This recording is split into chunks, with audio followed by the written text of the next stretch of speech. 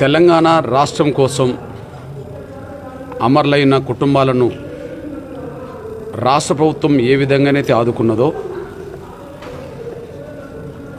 అమరులకు ఏ విధంగానైతే విలువనివ్వడానికి అమరుల స్తూప నిర్మాణం జరిగిందో అదేవిధంగా ఎస్సీ రిజర్వేషన్ల వర్గీకరణ కోసం అసూలు బాసిన అమరులైన మాదిగ అమరుల కుటుంబాలను తెలంగాణ రాష్ట్ర ప్రభుత్వం ఆంధ్రప్రదేశ్ ప్రభుత్వం ఆదుకోవాలని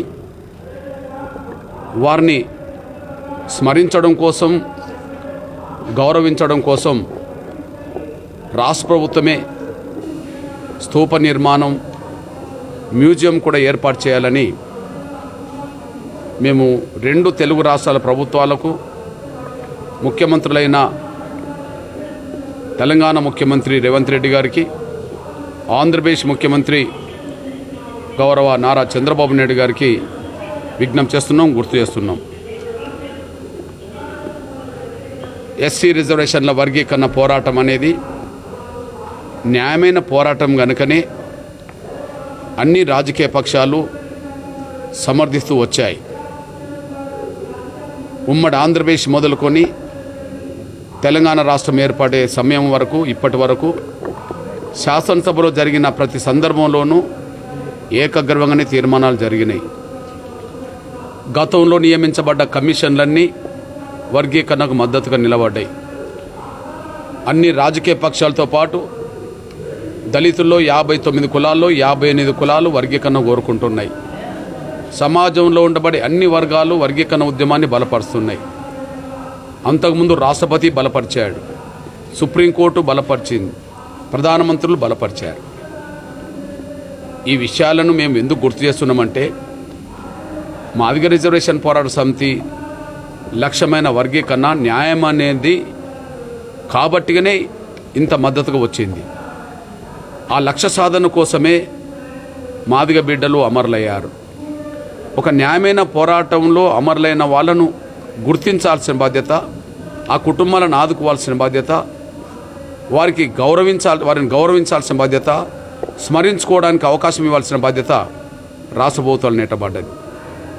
తెలంగాణ రాష్ట్ర సాధన కోసం అమరులైన ఆ కుటుంబాలను ఆనాడున్న పరిస్థితిలో ఒక 10 లక్షల రూపాయలు ఎక్స్రేస్ ఇవ్వడం, ఉద్యోగాలు ఇవ్వడం, ఆ కుటుంబాలకు కొంత గృహ వసతి కల్పించే బాధ్యత తీసుకోవడం, ఇవాళ హైదరాబాద్లో ట్యాంక్ బండ్ ప్రాంతంలో జలదృశ్యం వద్ద అమరుల స్తూప నిర్మాణం జరగడం, ఇదంతా అమరుల త్యాగాలను గుర్తించుకోవడానికి గౌరవించుకోవడానికి జరిగిన ప్రక్రియ.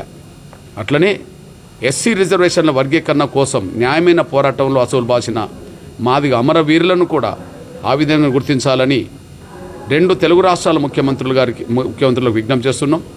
ఇప్పుడున్న పరిస్థితిలో 25 లక్షల ఎక్స్రేస్ ఇవ్వాలని, అదే సమయంలో వారికి స్తూప నిర్మాణం చేయాలని, ప్రభుత్వ ఉద్యోగం కూడా కుటుంబంలో ఇవ్వాలని, గృహ వసతి కల్పించాలని, అదే సమయంలో వారి పేరుతో ఒక మ్యూజియం ఏర్పాటు చేయడానికి ఖచ్చితంగా హైదరాబాద్ లేదా హైదరాబాద్ శివారులో ఒక 5 ఎకరాల భూమిని ముందు ఇక్కడ కేటాయించాలని చెప్పి గౌరవ ముఖ్యమంత్రి గారికి విజ్ఞప్తి చేస్తున్నాం. ఈ విషయాన్ని మొన్న 11వ తారీఖు నాడు గౌరవ ముఖ్యమంత్రి గారిని కలిసినప్పుడే లిఖితపూర్వకంగా విజ్ఞప్తి చేయడం జరిగింది. సానుకూలంగా స్పందిస్తారని చెప్పి మేము ఆశిస్తున్నాం. దయచేసి గౌరవ ముఖ్యమంత్రి రేవంత్ రెడ్డి గారు ఈ విషయంలో మానవత్వంతో స్పందించాలని, న్యాయమైన పోరాటంలో అసలు బాసిన వాళ్ళందరినీ గౌరవించుకునే విధంగా, కుటుంబాలను ఆదుకునే విధంగా ముందుకు రావాలని చెప్పి నేను విజ్ఞప్తి చేస్తూ, అదే సమయంలో ఎస్సీ వర్గీకరణ లక్ష్య సాధన కోసమే అమరులైన త్యాగాలను గుర్తు చేసుకోవడానికి మార్చి 1న మేము జరుపుతున్నాం ప్రతి సంవత్సరం. ఈ నేపథ్యంలో మేము గౌరవ ముఖ్యమంత్రి గారికి విజ్ఞప్తి చేస్తున్నాం. ఏ లక్ష్యం కోసమైతే ప్రాణాలు వదిలారో ఆ లక్ష్య సాధన వర్గీకరణ అయినప్పుడు